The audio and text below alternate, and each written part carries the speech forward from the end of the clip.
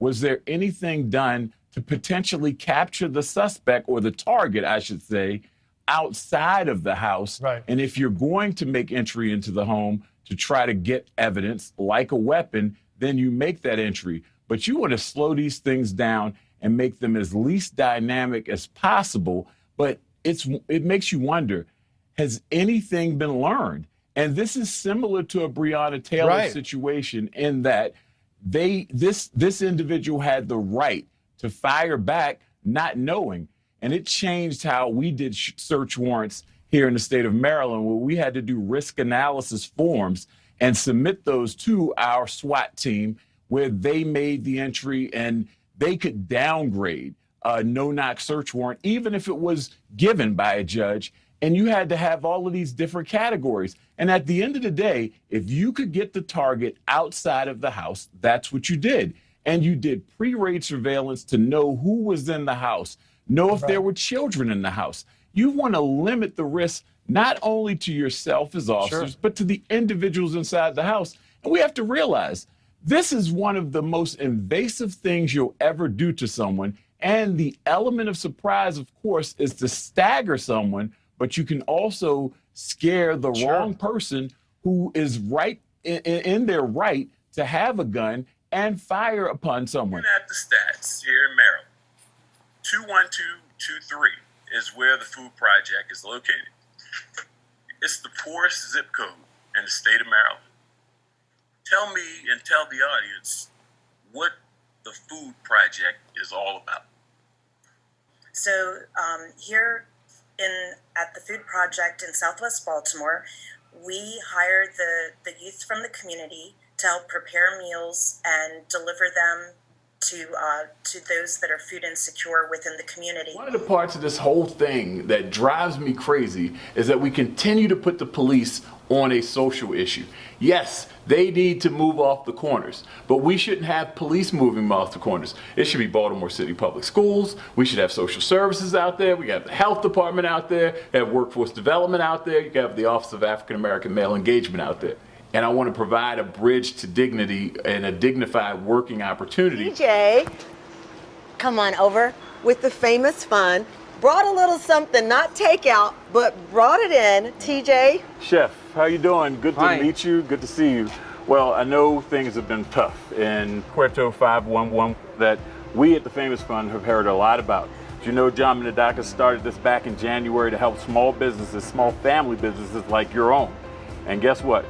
We got your application, and on behalf of the Famous Fund, we've helped over 30 restaurants, and you're one of them. Yay! We're willing to use $15,000 Oh my to help. No, you to can't. help. Oh my God. Make ends meet. Oh my God. We know it's been tough. Yay! We know it's been tough, but we hope that this helps. We've been able to put out nearly $500,000 to small restaurants. We heard your story, and we know how hard you've worked to keep your business alive, and we really sincerely hope this helps keep things together for you. Thank you Congratulations. So much. I appreciate it. Absolutely. TJ Smith joins us right now. And TJ, you were known, whether you were in Anne Arundel County as their spokesperson or here in Baltimore City, for your candor, for your getting right to the point of the outrageousness of the acts that were committed when you were behind that microphone and talking about it for those police departments. But when it comes to a 69-year-old grandmother inside of a church, TJ, there are just some crimes that are almost indescribable. And the fact that our communities and our elected officials and everybody don't say, we're stopping everything and finding who this is. There are just some acts you have to do that with. Right. It's a different level of heinous. And, you know, I never shied away from talking about some people who put themselves at higher risk of being victims, and we know who they are. There are some people who just do that. They are playing with fire with the activities that they're involved in. But then there's some who we, just as I talked about, they should not be victims. They aren't putting themselves at risk. They're doing God's work, literally. We have to focus on victims. We have to focus on the people who are witnessing these crimes. I mean, earlier today, I saw a video on social media of the murder that took place earlier today, and the fire department washing the blood down the drain. And it was just such a powerful image to literally see someone's life going down the drain. And it's kids in that community, it's people in that community that witness this, and we're not touching those people to find out, are you okay? Because this isn't normal. Unfortunately, it's been normalized, and we're letting people go out and deal with it on their own, which is coming out in the form of more anger. And Michael Mayfield is our latest case, a 17-year-old young man who, on April the 16th, 2014, unfortunately, police responded to this Lyndhurst Avenue homicide. And just talk about who Michael Mayfield was and why we should be trying to capture his killer. This kid, again, we talked about Devin Cook a few weeks ago, and you talk about the prototypical kid that you want your child to hang around and hang out with. This is who Michael Mayfield was. He was an ROTC guy from Edmondson High School, played baseball for Edmondson High School. And if you see the pictures that we have of him and him in his element, he was a leader. And this is one of those young men that, as we've seen what has gone on in Baltimore in 2015, the question is, where would he have been standing? He would have been one of those guys that would have been helping get people off the street. TJ, from what Absolutely tragic, sad situation here. Jonathan Tobash, 19-year-old young man, graduate of Poly, was a college student, was killed a couple of nights ago in Northeast Baltimore. This is just an overview of the area. We have a pin mark here, 3500 Pelham, where it occurred. And that's just to give people a bit of a visual if you were in this general area close to 11 p.m. when this incident occurred. And again, we talked about it this week. It appears that he walked up upon a robbery that was occurring where two individuals were being robbed, and the robbers turned their attention to Mr. Tobash as he was walking into the store. It appears that Mr. Tobash resisted the robbery, and the suspects shot him.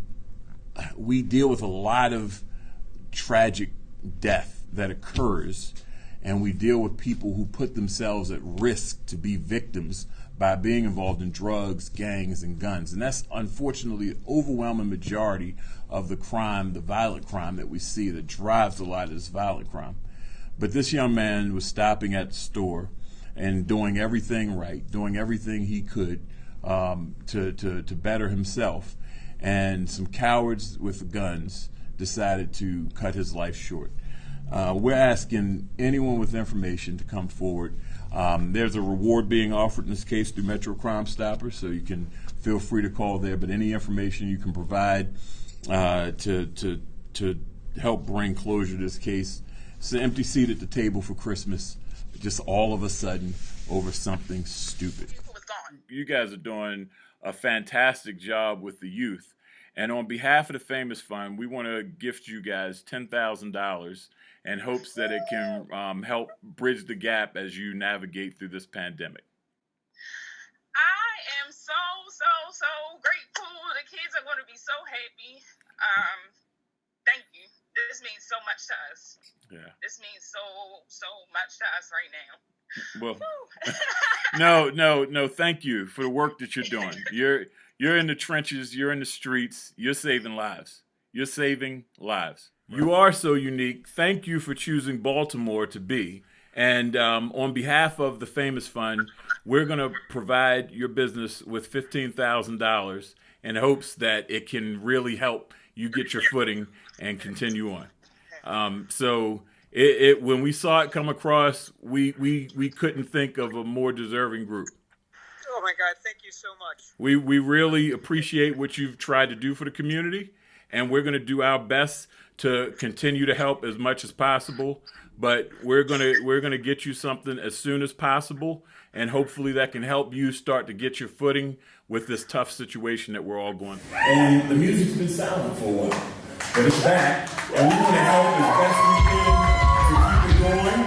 And we are awarding the Baltimore Soundstage $10,000 to help. And we hope that this can help keep the music on, keep the lights on, keep the drinks flowing, and keep the people happy. Congratulations.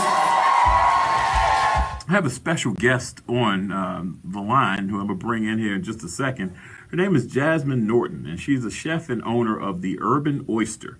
The company is the first female and black owner in Maryland. So were they cooked or were they raw? They were raw. So you're 7 years old. You ate it raw. I heard oysters are aphrodisiac. Can you tell me the truth behind this, or what? That might get you some more business tonight. I'm just saying.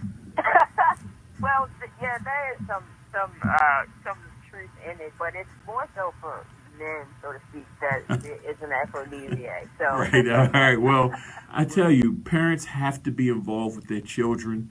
It is critical because they're watching you. Get them involved. I actually went to camp here at Morgan in 86, 87, and 88, 3 summers in a row. There was a sports camp, and it exposed me at that young age to the college experience.